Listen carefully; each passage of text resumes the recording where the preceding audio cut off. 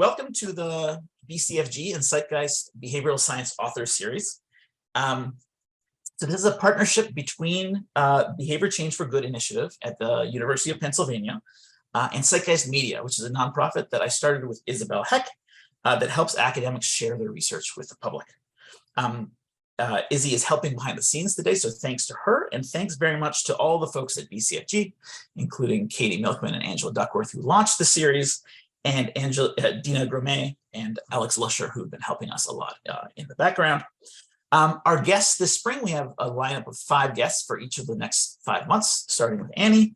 Next month, we'll have Jeff Cohen, who's the author of Belonging, followed by Uri Gnisi, who wrote Mixed Signals, Adam Alter, whose latest book is Anatomy of a Breakthrough, and finally, Hal Hirschfield, author of Your Future Self.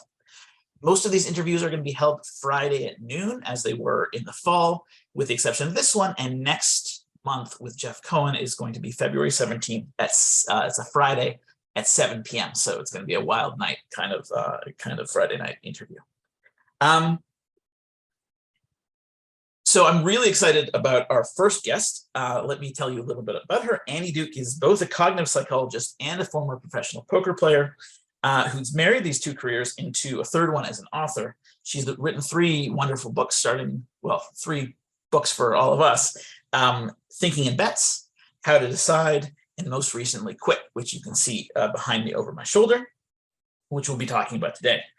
She also works as a consultant and serves on the board of the Renewed Democracy Initiative, and is the co-founder of the Alliance for Decision Education, which is a nonprofit whose mission is to improve lives by empowering students through decision skills education. So the book fits. You can see in the links below a link to the book and also to check out more about the Alliance for Decision Education. I also want to note for people that I'll be talking to Annie for the next 20 minutes with some questions, but you will have the floor for questions, or I will be your mouthpiece for the questions for the last 10 or 15 minutes. So you can submit those questions into the Q&A box, and you can also see the questions that have been asked by other people and upvote the ones that you most want to see answered. So I'd love to welcome Annie. Well, thanks so much for being here. Really, really glad you could join us. Thanks for having me.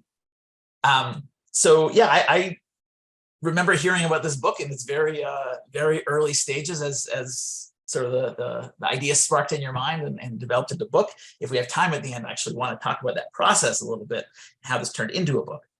But where I want to start today is with one of the stated goals of your book, which is to rehabilitate quitting, to make us think of quitting not as this negative thing, but something that has potentially a lot of value. And that's an uphill battle for a bunch of reasons we'll discuss. But one of the key ones is that there's what you call a narrative bias against quitting. The idea that we like to focus on the people who make it to the end. The hero is the person who doesn't quit along the way.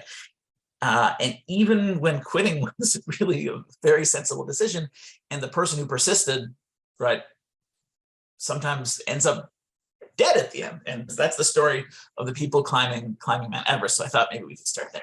Yeah, I talked to somebody about the hero's journey, because we think about the hero as the one who sticks to it. And someone who's an expert on it actually said sometimes continuing is hubris, and heroes actually turn away, like walk away. But if you think about, like the narrative, the big narratives of human history, like going back to like the Song of Roland or Beowulf, it's always that the hero is the one who sticks to it, even, by the way, as you point out, to their destruction, in situations where they clearly ought not be doing that. And so I was thinking about Everest, because so many people have climbed Everest, and we think about Mallory, for example, who actually died on the mountain, is very heroic for having gone up there. We can think about like polar explorers like Scott, who also died in the trying, and we really lionize them. We think about them as heroes. So I was like, well, I wonder why it is that we don't pay attention to the people who quit there.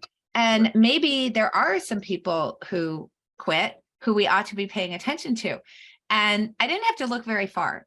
It didn't take a long time to find some people like that. Dr. Stuart Hutchinson, John Taskey, and Lou Kositsky. They were part of a climbing expedition in the 90s, which is, when we sort of think about the these expeditions, where people were taking people up, as kind of exploding.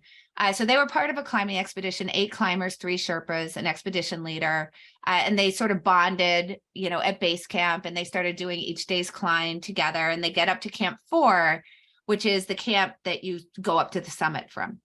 So you leave at midnight, you head toward the summit. Now for each day's climb, as they're climbing from base camp to Camp 1 to Camp 2, you have something called a turnaround time. So this is true for basically all climbing. And essentially, it's just a time where no matter where you are on the mountain, whether you've reached your goal for the day or not, you must turn around at that time. And it's mainly to protect people from the dangers of the descent. So on Everest, something that people don't know is 8 times more people die on the way down as on the way up. Why? Because you're out of oxygen, hypothermia, you're tired. And also, particularly on Everest, you may be descending the mountain in darkness, which is quite dangerous because there's a part of the mountain called the Southeast Ridge, which is super narrow. You have to go single file. If you misstep, you're either going to fall about 8,000 feet into Tibet or 12,000 feet into Nepal. So take your pick. Seem like bad options. Both of them are bad options. So they leave at midnight actually to try to get to the Southeast Ridge on the way up in daylight. And then there's a turnaround time for summit day. And that turnaround time is 1 p.m. No matter where you are at 1 p.m., you must turn around. And it's mainly to get you to that Southeast Ridge in daylight. So this is really to keep your probability of death at an acceptable level for what it is that you're going to gain to get to the summit. So you can quit on the way up. It's possible to turn back on the way down. It's you're already right. It's too right. Exactly. It's already past 1 p.m. and you can't change that. Exactly. So, so they know the turnaround time. Hutchinson, Tasking, and Kosicki know the turnaround time is 1 p.m. And as I said, this is in the 90s when it's gotten very popular to be part of these expeditions to summit Everest. And so there's over 30 people trying to summit that same day. Some of them are more competent than others, and the incompetent ones are really slowing things down because most of the ascent to the summit is kind of single file. So if you have incompetent climbers in front of you, it's going to slow you down. So they were going very slow. Their expedition leader comes up behind them as they're sort of caught in this traffic jam. Hutchinson stops the expedition leader and says, "Hey, can you just tell me how long it's going to be to the summit?" The expedition leader says, I think from here, it's probably about 3 hours, given how fast we're going. And the expedition leader scurries ahead to try to make up time. Hutchinson holds Tasking and Kosicki back and says, "Hey, listen, we have a problem. If it's going to be 3 hours to the summit, I'm looking at my watch. It's about 11:30 a.m. right now. That means we're not going to get to the summit till 2:30 p.m. Even if we somehow made up a bunch of time, we wouldn't get there till 2. And that's already an hour past the turnaround time. So it seems like the writing's on the wall. We ought to turn around now," which they did. The end. Yeah. So, and they lived happily ever after, right? Right. I'm sure it doesn't surprise you that you don't really know this story, right? Where's the narrative tension? Who's the hero in this story? Well, if you think about it, they're really the heroes in the story, because imagine you being in that situation where everybody else is continuing up. You've paid a bunch of money, over 70,000 in this case, and you've worked that hard and given up that much and trained for that long to get literally 300 feet from the summit of Everest. And you decide to turn around knowing other people might go ahead of you to continue up. So I would consider that heroic.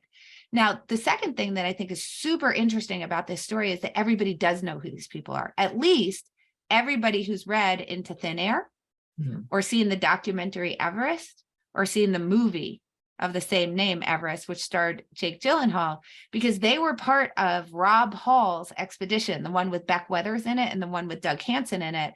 And in fact, the expedition leader who told them it was going to be 2 hours to the summit was Rob Hall. He did continue up. He got to the summit at what time?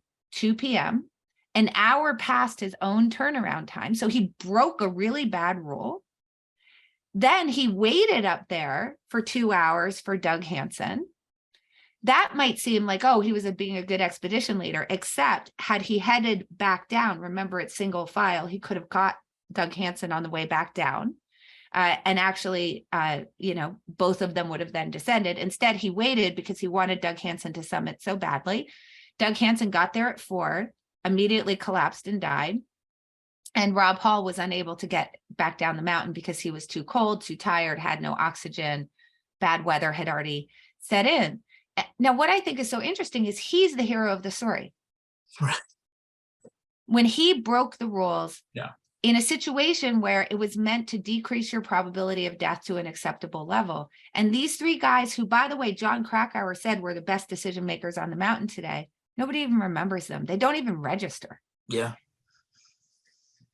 And that story has everything, right? It's got the goal that can lead you astray. It's got the solution built in, right? It wasn't like they didn't, right? They knew, they decided in advance that the turnaround time was 1:30.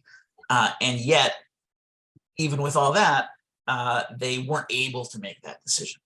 And so that's, well, I mean, but three of them were. And I think that this is the important thing to note, is that as with anything, when we're in the behavioral psychology mode, perfection is impossible. What we're always striving for is to increase the probability that we're going to behave in a way that would be what a rational actor would do.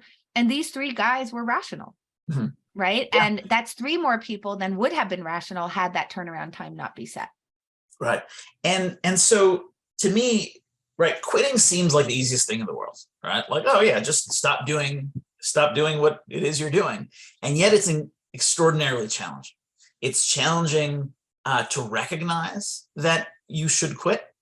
But even when you recognize that you should quit, it's hard to follow through on that quitting. There's a lot working against you. And so that sort of was the frame of the discussion I wanted to follow. Starting with why is it hard to recognize that it's time to quit? We have right. There's a lot of, sometimes it's not clear, but often we have a lot of indicators, a lot of things, a lot of people telling us like this isn't for you, and yet we don't see it. So first of all, let me just, going back to a thing that you said, I think we do think of quitting as easy. And in fact, we think of it as so easy that all the encouragement is to not quit because we're afraid everybody's going to do it all the time, because what an easy thing just to give up. Right. Yeah. So when you think about the aphorisms, it's all like, quitters never win, winners never quit. Right. Like, if I called you a quitter, I'd be calling you a loser. Wow. Right. Like I would not be saying something nice about you. So we have two intuitions that I think are really wrong. One is quitting is so easy that we have to encourage people not to do it. Right. So that's wrong. The other that we think is this, that when we start something, we're starting it under conditions of uncertainty, meaning two things, right? So there's two forces that are going to be at work. One is just plain luck, right? Like you can do something that's going to work out 90% of the time. And that means 10% of the time you're going to observe a bad outcome. Right. And you don't know when that's going to occur. That's a matter of luck. And when you do observe that bad outcome 10% of the time, obviously we would prefer to walk away from what we're doing. So that's just plain luck. And the other is hidden information, that we've all had this feeling of like, if I knew then what I know now, I would have made a different choice, right? And that's because when we're choosing, we're not omniscient. And for most things that we start, when we start them, we know very little in comparison to all there is to be known, which means that after we start, we're going to learn new information. And we have the intuition that when we learn that new information and it's bad news, that we'll actually walk away. I think we all feel like that. Well, obviously, right? If I start a job and it stinks and the boss is toxic, I'm going to walk away. But it turns out that intuition is also quite bad. And not only is it bad, but it's actually the opposite of what we actually do. Not only do we not walk away, but we tend to escalate our commitment to the cause. So this is this phenomenon called escalation of commitment, first introduced by Barry Staw back in the 1970s. So the question is why? Yeah. And this is what I think is so amazing about quitting. As I started to dive into this topic, is that the answer is kind of because of every bias you can imagine. Yeah. And this is, I think, the problem, right? So we can talk about like overall, there's this issue with what Kahneman calls sure loss aversion. So we know loss aversion from Kahneman, which is we don't like to start things that carry a greater absolute chance of loss, independent of expected value, right? So even if long run, it would be good for us to do it. If there's an absolute larger chance of loss, we'll choose an option with a lower absolute larger chance of loss, even though the expected value is lower. Okay, so we know that, But then Kahneman also talks about something called shore loss aversion, which is that when we are what he would call in the losses, in other words, we have a loss on paper, we do not want to turn that into a sure loss. So in other words, as long as we keep going, like if I'm trying to reach a goal, like the summit of Everest, when I turn around, I'm taking a sure loss, meaning I am saying I will never make that extra 300 feet to the summit. But as long as I keep going, I have a chance of succeeding, right? So we can think about this as in a stock, right? If I buy the stock at 40 and it's trading at 30, if I sell it, I have to take that loss of $10. I'm now realizing that loss. But as long as I keep the gamble on, like, I don't know, there's some chance I could get it back, right? So that's a very powerful force that comes into what a topic that Richard Thaler loves to talk about, which is our mental accounting, right? Which is, yeah, but it shouldn't matter that it's that one stock, right? Because you hold lots and lots of stocks, and it should be fungible. Like the way that we're thinking about money should be fungible across all those accounts, but it's not true. When we start something, we open up an account for that thing, and we don't like to close that account in the losses. We don't think about losses as in aggregate. We think about it only for the thing that we're starting. So we have those really broad concepts. And then when we get more granular into the cognitive bias literature, and I'm just going to tick them off and not explain, we've got sunk cost, we've got the endowment effect, we have omission commission bias, status quo bias, optimism bias, right? So that's a pretty bad one. And then we can add into that some of the more motivational stuff that has to do with identity and internal and external validity, as well as cognitive dissonance starts to play a role in that as well. So, gosh, that's just a lot of, that's a lot of stuff's kind of like debris that we're carrying around with us that makes it really hard. So I wanted to, we don't have time to dig into all of them, but on the cognitive side, I wanted to build it a bit more on status quo bias. Yeah. You talk about this, the not being ready to make a decision as a decision. Yeah. To kind of persist in the status quo, for the inertia to continue. Can you say a bit more about situations in which sort of it's easier or harder to quit that status quo, right? You just keep going to your job day after day, and so there's a status quo. But if you have a decision point, or you have to do more, like it's easier to quit. The status quo is you have to sign up again every time. Does that help? And is there a way for us to kind of yeah? So if we can clear the account, yeah. So let me just explain the problem with status quo bias here. So it's sort of an interplay between status quo bias and omission commission bias. We know John Barron has shown that you can tease these apart, but they're obviously related to each other. Because in general, sticking with the status quo is going to be an omission. Now, John Barron has shown that if you frame sticking with the status quo as a commission, that you can see that these two things are forces that work separately, but they tend to come together to make things worse, basically. So sticking with the status quo is an omission, switching to something new is a commission. Okay, so let's take that and then let's think about how that relates to loss aversion. So it turns out that loss aversion, the way we recruit loss aversion, that fear of some absolute loss associated with an option, is recruited asymmetrically depending on whether we're talking with the status quo or the omission versus switching to something new, which would be the commission. So you'll hear people say like, well, you hate your job. Why are you staying in it? Well, what if I take a new job and I hate that too? Right. And it's like, well, but wait a minute, you're 100% to hate the job you have. Maybe you're 50% to hate the new job, but you're stopping the switch because you're afraid of the losses associated with the new option. So that just has to do with that asymmetry in the tolerance that we have for potential losses associated with an option. Okay, so that's when you already have a status quo established. But those things don't get recruited when like I'm now on a job search. So I'm not in a job. Right. And I have two jobs to choose from. I'm not going to be asymmetrical in the way I think about the losses associated with one or the other. I may recruit loss aversion. In other words, I might take the safer choice. Right. But I don't have an asymmetry in how irrational I am about one option or the other. So if we can clear our books, now all of a sudden we've cleared the mental account. So we've taken the sure loss, and now we're approaching the decision as just a starting decision.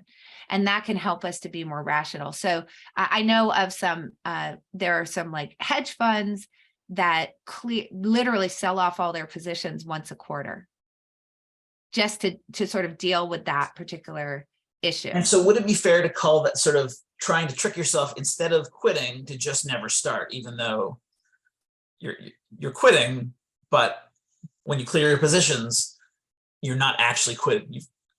You decide to quit everything, like we all quit as a non-decision, and then you have to either start again or not.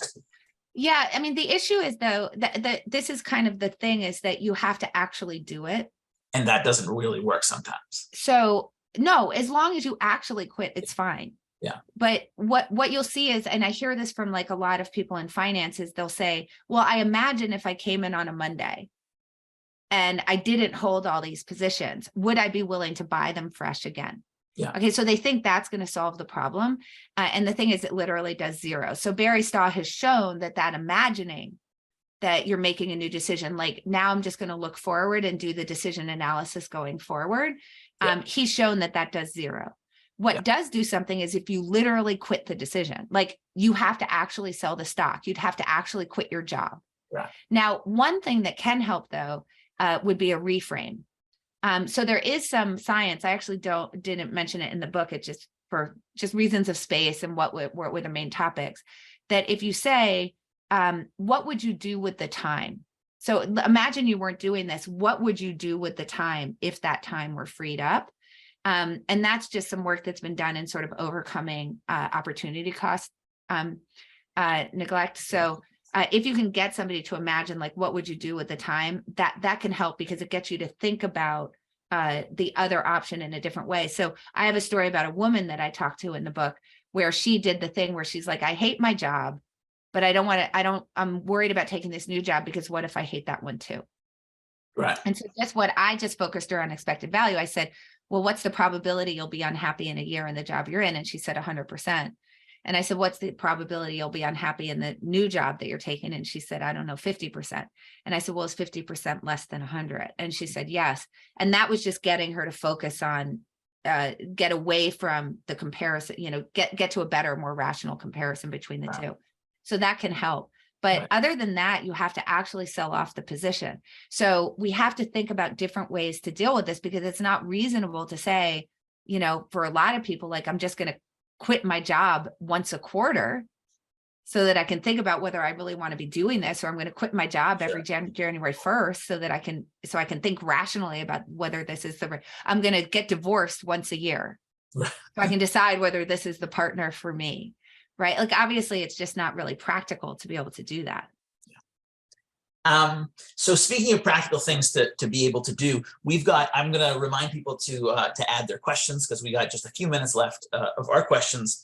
But I wanted to get to some of these things that make the quitting easier. So we talked about turn back times, sort of kill criteria. One of the things that I think is true also of another way to deal with sunk costs is to bring in somebody new, somebody from the outside.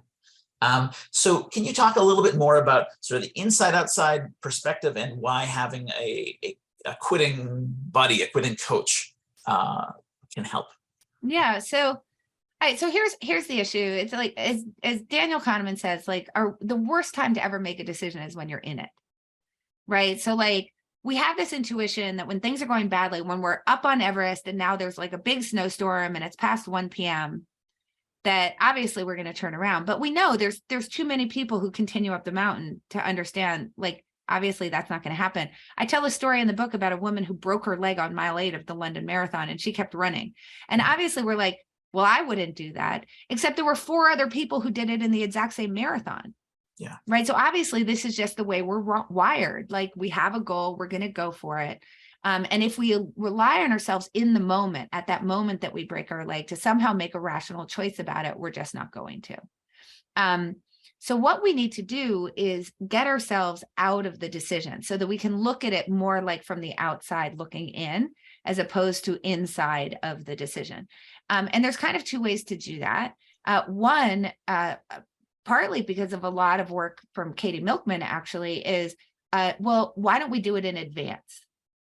So if we can think in advance about in the future, what are the conditions under which I might quit, you're going to be much more rational thinking about some future version of you and pre-committing to that than you're going to be in the moment. So that's really what a turnaround time is, right? In the simplest sense of the word is before you ever set out on summit day, you say 1 p.m., I'm going to turn around, I'm going to commit to that. You have stop losses in the stock market. That would be an example of a pre-commitment that you're making using kill criteria. There's all other ways that we can think about it. And it might seem like a distinction without a difference. Well, but that signal is occurring in the moment. What's the difference between doing that and imagining in advance that that signal is going to occur and committing to what I'm going to do in advance?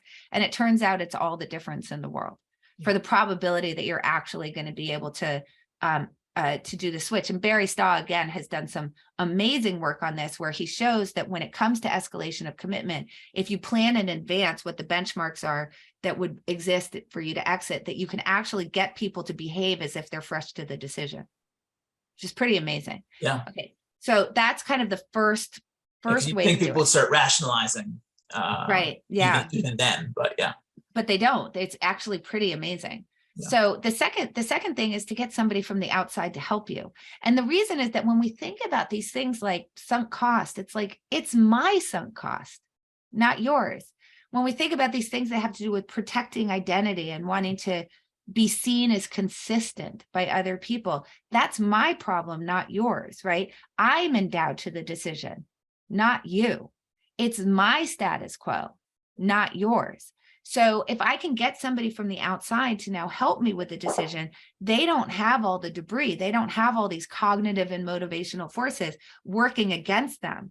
And I think that if we think, let's just go to the thought experiment, right? Like, how many times in your life have you seen someone who's in something, doing something where it's like so very clear they should quit, whether it's like a line of research that's like clearly dead ending, or a marriage they should no longer be in, or a job that's like, what are you doing with your life?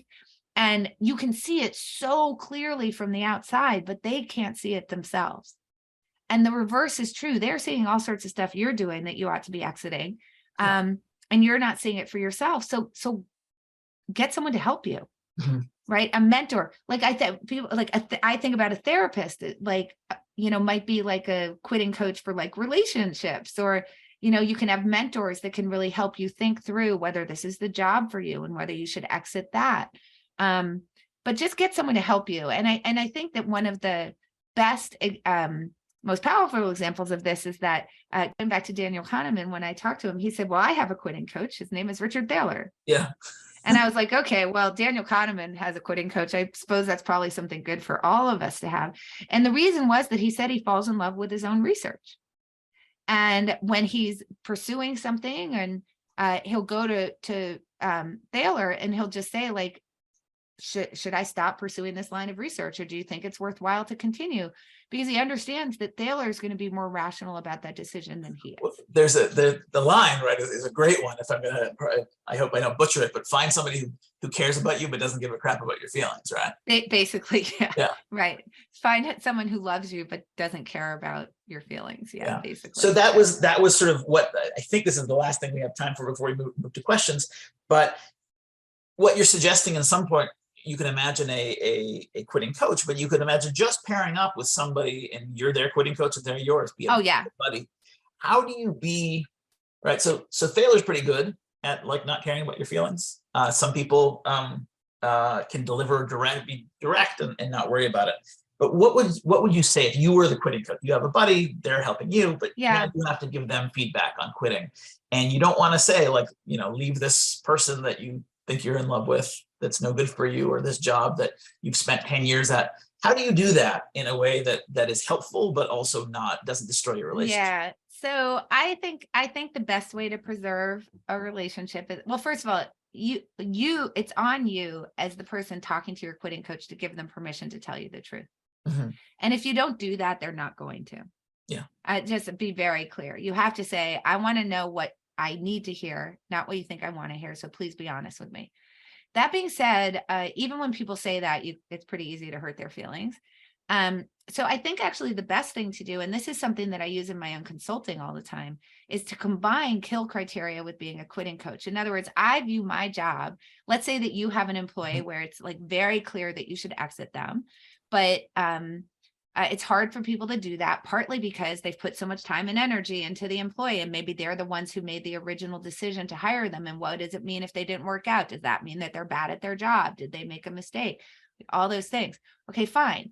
So what I'll do as a quitting coach is I'll say, okay, I get it. And you think if you coach them, you can turn it around. And I'm sure the employee thinks that they can turn it around. How long are you okay with the status quo? So that's the first thing, is you have to set a deadline. This is very important, because if you don't, you're going to butt up and then you're going to rationalize and keep going. Right. So maybe you do think it's 3 months, but then you work with them. And if you haven't set the deadline 3 months later, you're like, but no, if I work with them, I know I can turn it around. So let's say that you tell me you're okay with the status quo for 3 months. So I say, great. Okay. So what does a good version of the world look like? What does a bad version of the world look like?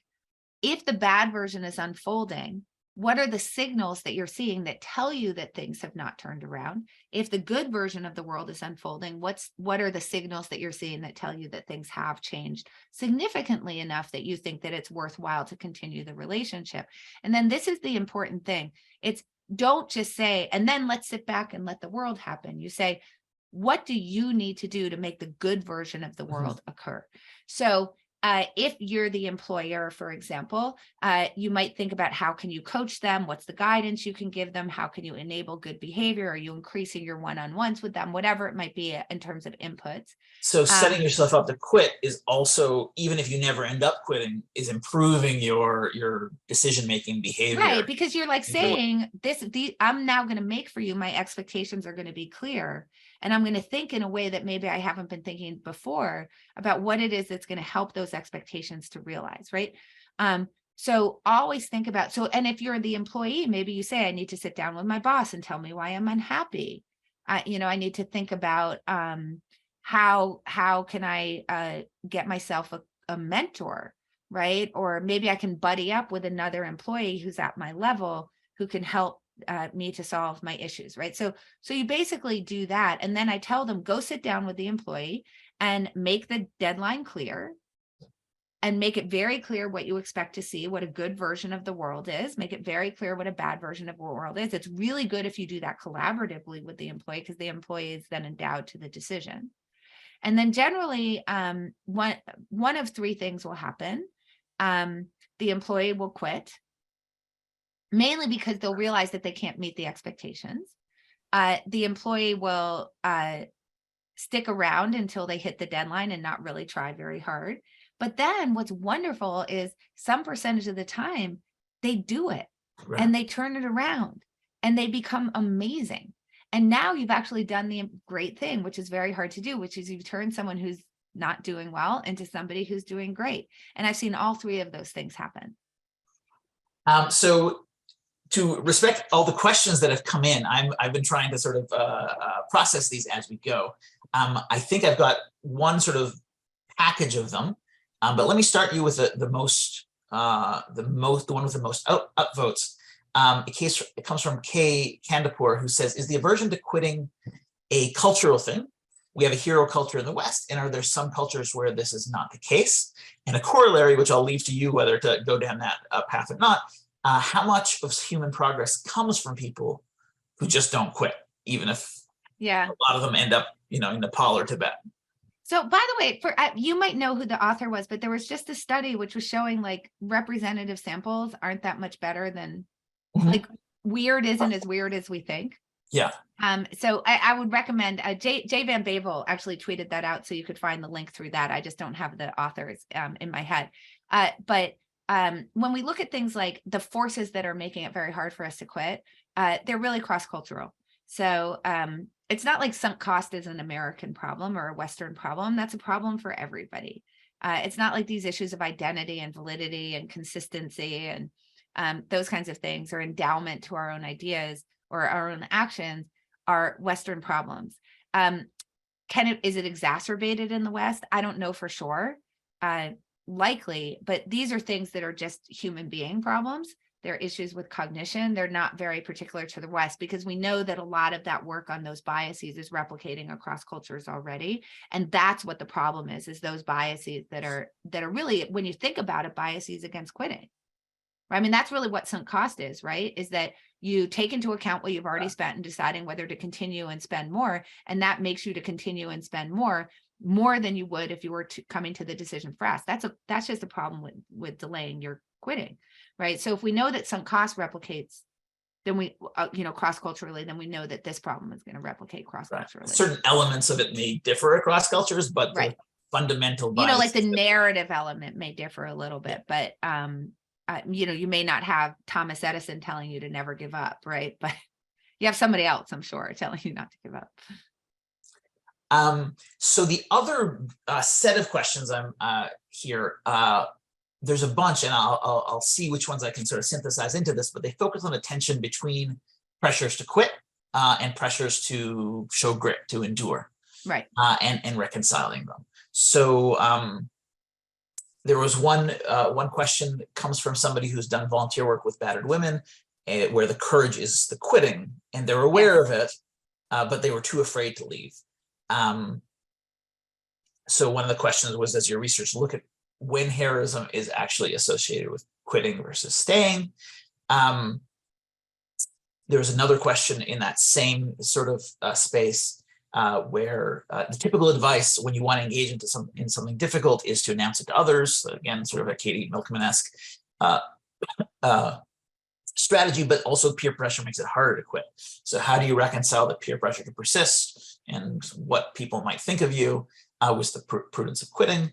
And the third one in this category, and I know I'm throwing a lot at you here, so I'll let you sort of digest it and give us the answer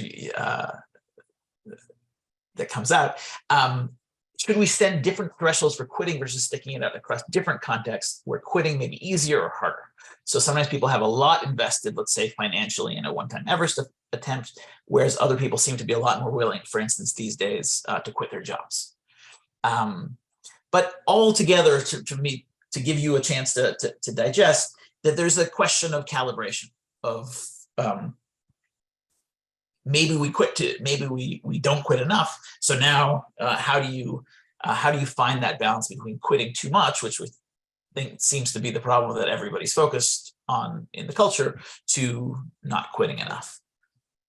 Yeah, so I mean, this is the rub. So this is the amazing thing about grit, is it gets you to stick to really hard things that are worthwhile, right? So we know that things aren't just going to be like, a hockey stick, right? Like that we're going to have ups and downs. Yeah. And when we're in the downs, we want to make sure that if it's positive expectancy in comparison to other things we might be doing, in other words, if sticking with it is going to cause us to gain ground toward our goals, that we should stick to it even if we have a bad day on the soccer pitch.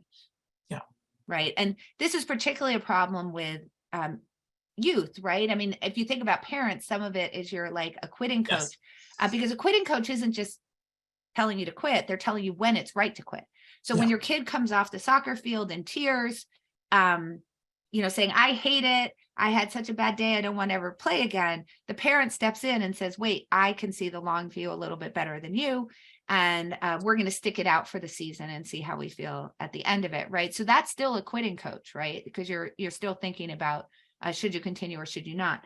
But the issue is this word worthwhile, because while grit does get you to stick to hard things that are worthwhile, it also gets you to stick to hard things that aren't worthwhile.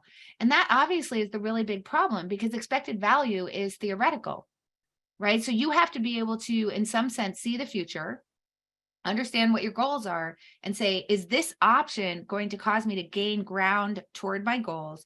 And then you have to even add in comparison to other things that I could be doing with these resources, right? So this is that's just really freaking hard. So what ends up, I think, happening a little bit is that we love simplification. We love to come up with heuristics. And the heuristic that we tend to have come up with now is just don't quit, right? Like quitters are losers, quit while you're, we'll have quitters never win, winners never quit. if at first you don't succeed, try again. Because I think that we do, again, have this bad intuition that we're going to walk away from things and we think about it as cowardly. Now, as the questioner pointed out, there's lots of times when quitting is heroic, sometimes when it's really obvious to us, right? Like we understand if someone is in a bad domestic abuse situation that walking away takes courage, right? We know that if someone has a substance abuse issue, it's courageous to quit. And it's hard. So we get it when it's really obvious to us. When you make the expected value calculation clear, then we know you're supposed to walk away. And that's why actually, in retrospect, sometimes we're very critical of people for not walking away because we feel like the expected value equation has now in retrospect been made clear to us. So we can all look at the people on Everest and say, oh, they should have turned around. Mm-hmm. But that's because we're not making the decision going forward, right? Yeah. So retrospectively, it's really easy. Yeah. I was going to say that nobody looks at somebody who's trying to quit smoking and say what a quitter, right? Right, exactly, because we know that the expected value is negative. Like then we know, and we generally know it in retrospect. Yeah. Right. We understand that Peyton Manning probably played a season too long. Yeah. Right. Like we get it. The problem is that, and we know this from, if we take a different example, Barry Sanders, right? That when people quit before that's been made clear to us, then we get really mad. Yeah. Right. Then we're like, why are you doing, like everybody's pissed at Barry Sanders still. Like, why did you quit football? You were so good. Because maybe he saw that for him, the expected value was going to go negative, but it wasn't obvious to us. Mm-hmm. And so when you quit in those situations like Barry Sanders did, then it is an act of heroism because you're going to get a lot of criticism because our bias is toward sticking to it unless we know for sure that the expected value is negative. Now, obviously, that becomes an issue because now you have to become a good forecaster, right? And that's why I think that kill criteria are so incredibly important because when we're going to be the best at knowing what the signals are in the world that tell us that our expected value is going against us is not when we're in it.